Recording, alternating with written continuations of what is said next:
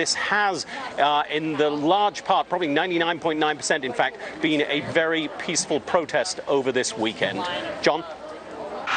Well, some Seattle activists are now rejecting the autonomous label of the city's police-free zone, instead referring to it as the Capitol Hill organized protest. This as the police chief says she's open to negotiations with organizers in that 6-block area. Jonathan Hunt is live now in Seattle. Jonathan. John, here at the heart of the Capitol Hill occupied protest outside the now abandoned Seattle Police Department's East Precinct, a sit-in is due to get underway shortly. Also due to start very soon are talks between the Seattle Police Chief Carmen Best and local black clergy. Now, obviously, that may be the beginnings of some sort of negotiation, with the clergy acting as intermediaries to try to work out a way that this protest can be ended, and the police, as the police chief has said, she wants to happen, can get back into that precinct. The protesters, of course, have said, at least the hardcore of them, that that will never happen. But the police chief, Carmen Best, was on CBS's Face the Nation earlier today, and she said she wants to find a negotiated solution to all this. Listen here. My concern as a police chief, besides that I want to be back in our precinct doing the work, is that we don't want anyone there to be harmed. We don't want this to be something that devolves into a forced situation. So we're really trying to take a methodical, practical approach to reach a resolution where everyone gets out of here safely. Now, President Trump has weighed in again, of course, via Twitter just in a short time ago.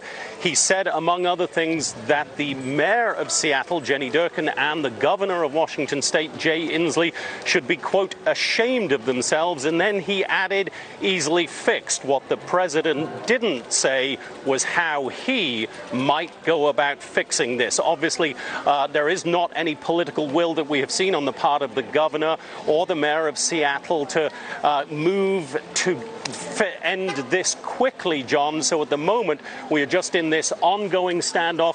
A couple of thousand protesters out here right now. I should point out that it is probably a matter of a few hundred of those who are the hardcore, who stay here every minute of every day and night. Among the many people here right now are clearly a lot of residents of Seattle simply coming down here to see what is going on out of curiosity. Most of them will be gone before dark, and the situation changes a little bit. Then you get a sense of a change in atmosphere as night falls, John, as you might expect. Yesterday there were a couple of skirmishes, one involving a street preacher, but they were very minor incidents overall and very small in number. This has, in the large part, probably 99.9%, in fact, been a very peaceful protest over this weekend.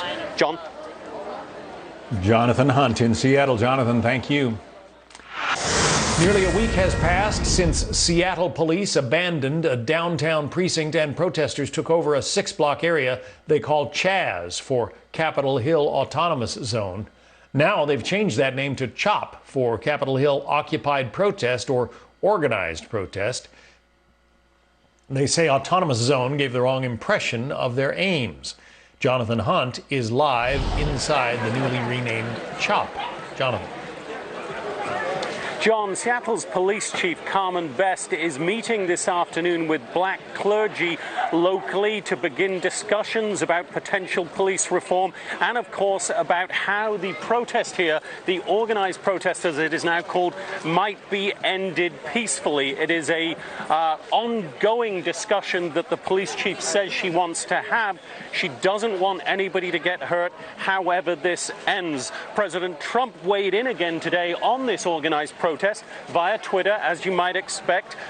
He referenced the lack of seeming political will on the part of the mayor of Seattle, Jenny Durkan, and the governor of Washington State, Jay Inslee, to do anything about this. The president saying, among other things, the mayor and governor should be ashamed of themselves, easily fixed. What the president did not do is talk about any way that this might actually be fixed. He just said it would be easy, whatever that means. The police chief, who was on CBS's Face the Nation earlier today, said the exact opposite of that. Listen here. It's incredibly difficult, but with every challenge, there's opportunity. There's opportunity to move forward and bring people together and get positive change. I absolutely believe that. So some stressful situations are not going to deviate me or my organization from leading the way and trying to make things better for all of us. And as you can see on this Sunday afternoon in Seattle, there are several thousand people out here now. The majority of them, I would say, John, are residents of the city who have simply come to see what is going on. Many of them coming to express support for this protest, almost all of them expressing support for the Black Lives Matter movement. We have probably a hardcore of several hundred who stay here every minute of every day. Many of them off to my right here are in tents on a sports field. Those are the ones who say that they will stay as long as it takes to get what they consider meaningful reforms. John? Jonathan Hunt in Seattle. Thank you, Jonathan.